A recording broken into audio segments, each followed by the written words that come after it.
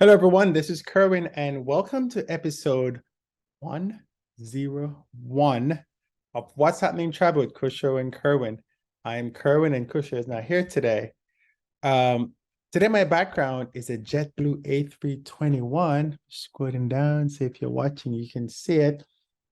Taken in JFK.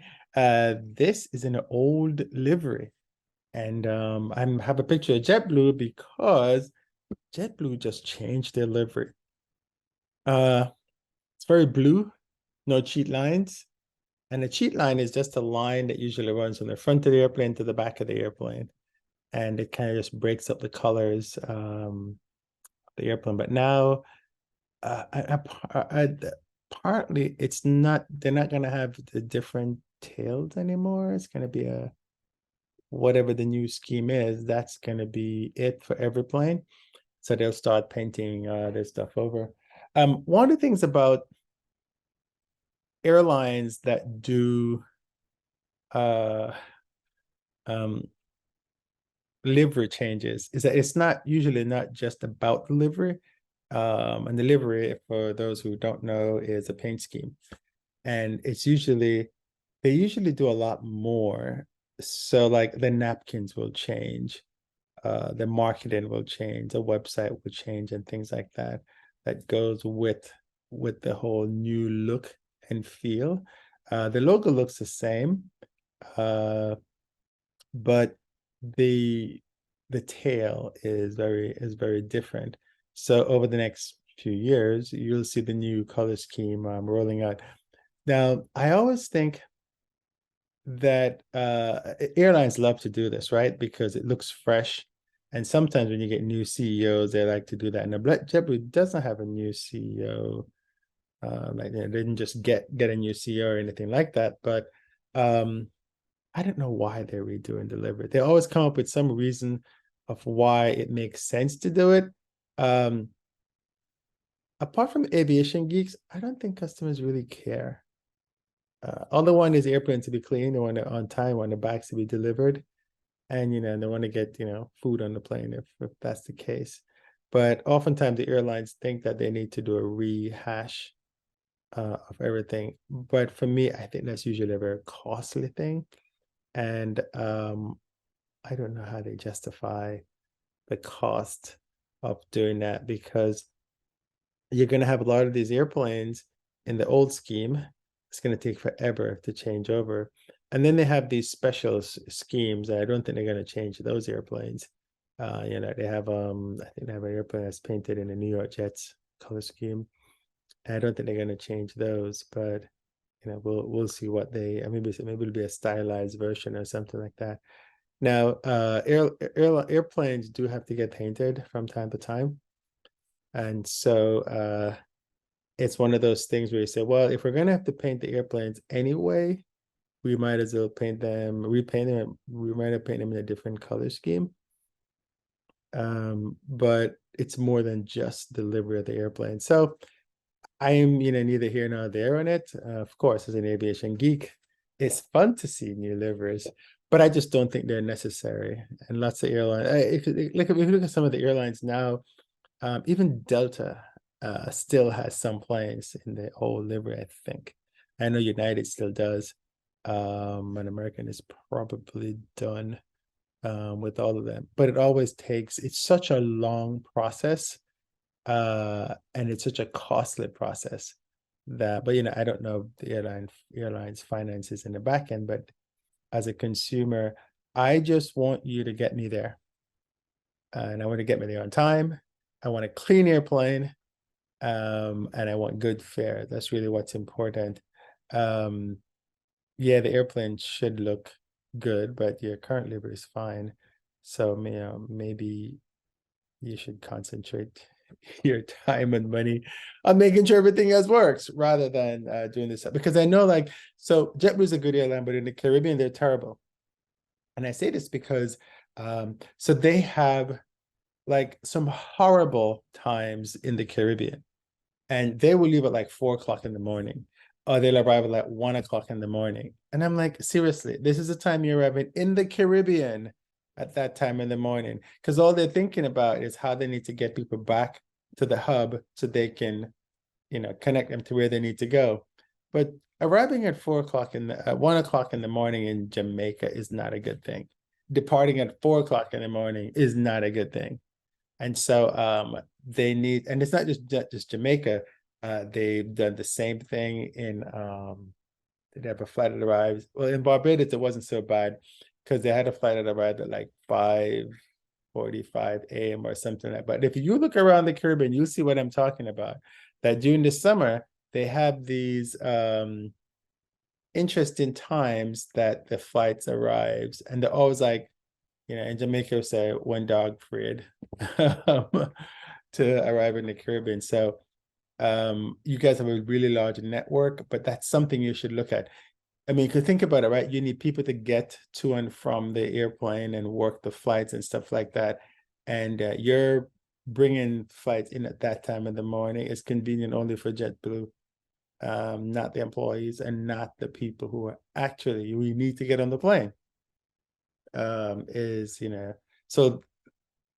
I'd say that's what you need to look into. Of course, I don't know your complete picture, but anyway, I'm ranting.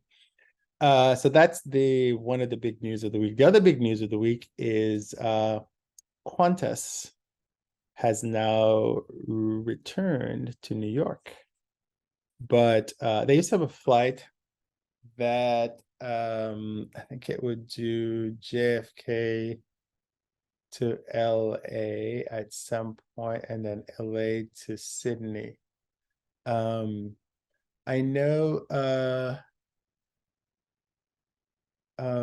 Air New Zealand also had a flight that did JFK to LA and then LA to Sydney, and it's now, I think it now does a nonstop, or will do a nonstop. So Qantas has launched this, I think it was like Tuesday. Now, the interesting thing, it doesn't go from Sydney to JFK, it goes from Auckland to JFK. I know that they of course have to get special rights from Air New Zealand to do that, but I would think that they would go from Sydney, but they didn't. It's an Auckland flight, and I'm just pulling it up on my little schedule here. So if you go to passrider.com, you can actually do airline schedules on there, and I thought I had it active, but I don't. So let me just look that up. This particular flight, let's give you some timings on it. It is not daily at the moment. I think eventually they're gonna do them daily, and it's flown by a 787-9. The beautiful thing about the 787 is that it has allowed a lot of these cool routes because it can fly so far. I have a program on passrider.com that tells you the top 18 flights, longest flights in the world. So if I look at Auckland, KL to JFK and non-stops. Okay, so right now that flight, Qantas 3, QF3, is 16 hours and 15 minutes from Auckland to JFK. It covers a distance of 8,842 miles. And in kilometers, that is 14,230 kilometers on a 787-9. And if we wanted to see the other direction, JFK to Auckland, it is, leaves at 7:30, gets there at 5 a.m. And it's 17 hours and 30 minutes. Qantas Flight 4 on a 789. And 17 hours and 30 minutes, JFK to Auckland. I don't think it arrives the same day, but it's saying it does. Go back. I thought coming the other way, you'd arrive the same day. So maybe maybe there's something wrong with the schedules. We'll check that. But yeah, but it doesn't do Sydney, which I thought was quite interesting. So there you have it. So if you want to go nonstop to Auckland, then you can go, can take Qantas. It's a 787-9. The other story that I have for this week is airlines that I just did a post on passtrider.com, and I wanted to talk about it a little bit because Africa is one of the places that is very difficult to get to nonstop from the United States. But there are actually 10 airlines that goes from Africa to the US and Canada. And this can happen because United added some routes and Delta added some routes. But South African Airways that used to fly into the US no longer does. It looks like all they have is just local flights and just the places around South Africa that they do fly. They had a restructuring and they're not the same airline that they used to be. But if we look at the 10 airlines that fly nonstop, is the first one. One thing about African travel is it is extremely expensive to fly between the countries. And ground transportation takes a long time, and crossing the border is quite a hassle when you have to do that. So bear that in mind. I was talking to someone on the post online, and they were saying that sometimes it takes longer. You have to go like to Europe and then come back to get even a good fare, which is really ridiculous when you think about it. Now, the bigger airlines in Africa are Egypt Air, Ethiopian, Kenya Airways, South African Airways to a lesser extent, and Royal Air Maroc that's in Morocco. Now there's Tunis. I think it's Tunis Airways, I think is what it's called. I'm trying to think of the right name. But the bigger ones are like Air Senegal. And Air Senegal, they're based in Dakar, Senegal, and they fly into the US from Dakar to New York. There's Delta, and Delta does Accra to New York, that's in Ghana, Atlanta to Cape Town in South Africa, Atlanta to Joburg in South Africa, Atlanta to Lagos in South Africa. And then they do the reverse journeys. They used to fly to another, I think Abuja, but I'm not seeing the Abuja schedule, so they might have stopped that. Or it might be seasonal. Egypt Air, which is in Cairo, they actually fly Toronto to Cairo. And for the US, they do New York, Newark, Washington, Dulles. That's the ones that they do. Ethiopian Airlines go from Addis Ababa to Dublin. And they're kind of in Dublin to Toronto. Now, Ethiopian is always odd because they've used Dublin as a connecting point before. So they used to have a Dublin to LA flight, and they stopped that, I guess, because it wasn't making any money.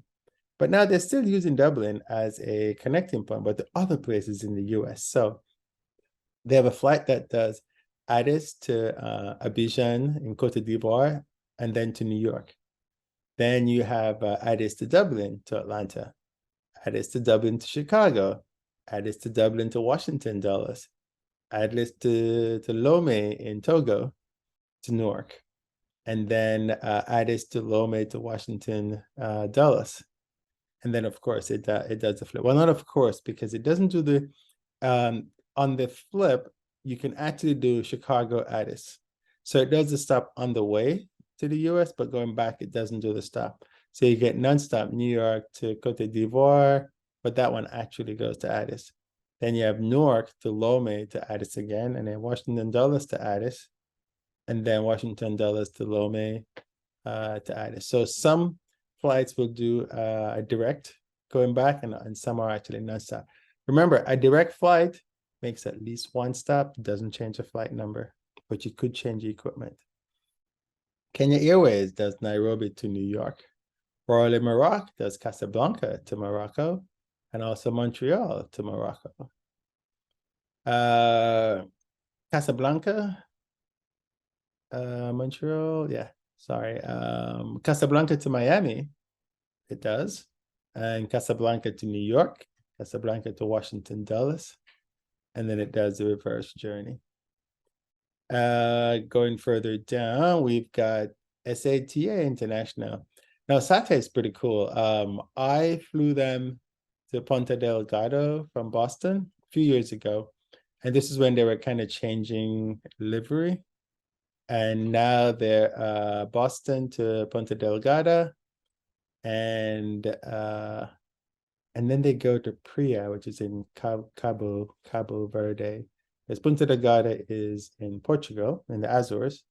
But the flight does Boston, Ponta Delgada, and then it goes to Praia in Cabo Verde.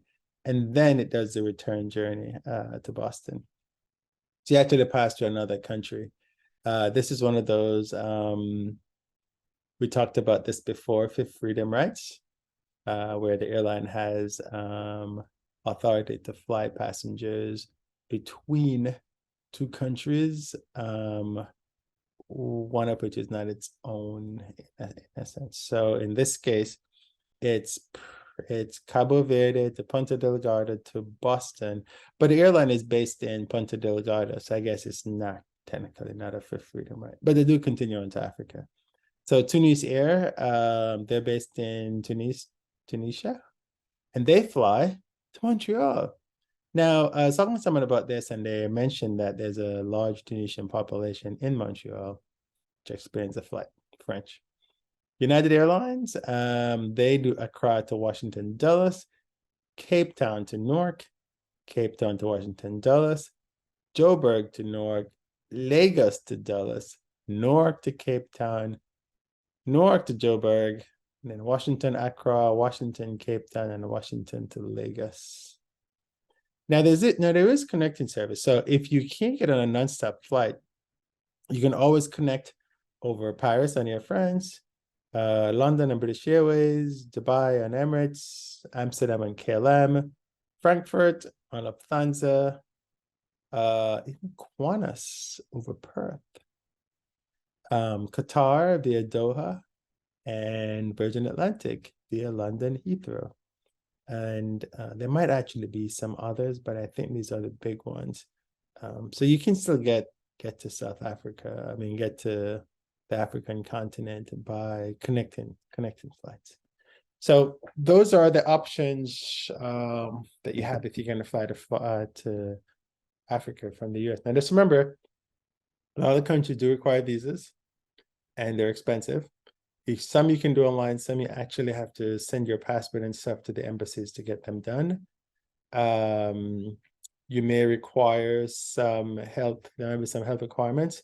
So you may have to get like shots, either malaria shots or yellow fever shots. I know when I went to Ghana, I did a yellow fever shot, and they're very strict on that. If you don't have one, as soon as you get there, they have a nurse with a needle waiting to stick you in the arm. Now, the thing about the yellow fever shot, it takes like 2 weeks to take effect.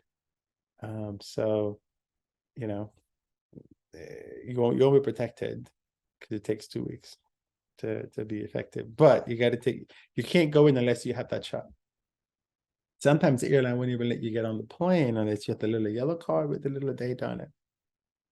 So make sure you have the right documentation to get there, and travel insurance. As always, passrider.com/travel insurance. Make sure you check that out. One thing I wanted to add to here is that I've added some links, affiliate links, which means that whenever you book through those links, I get a small commission. And so you can do Skyscanner, passrider.com/Skyscanner. You can book your flights that way. You can do passrider.com/Expedia. And here you can book your flights, your cars, and your hotels. You can do speaking of hotels, you can do passrider.com/Marriott to book Marriott. /hotels will take you to the full page that has all the hotels listed on there, but I'm just giving you to them so you know what they are. It's basically the name of the hotel. So it's passwriter.com/Wyndham, passwriter.com/Radisson, passwriter.com/Choice, passwriter.com/Hyatt, passwriter.com/Marriott, passwriter.com/IHD, passwriter.com/ALL. And ALL is Accor. That's the new name, Accor Limitless. And that's like the Novotels and the Sofitels, the Mercure of the worlds. So check that out. And if you like this podcast, save it, share it, leave a comment, and leave a review. I appreciate it. This is Kerwin with FastRider.com and CruisinAltitude.com and LiveFlatSeats.net. So have a good flight, have a good trip, and we'll talk soon.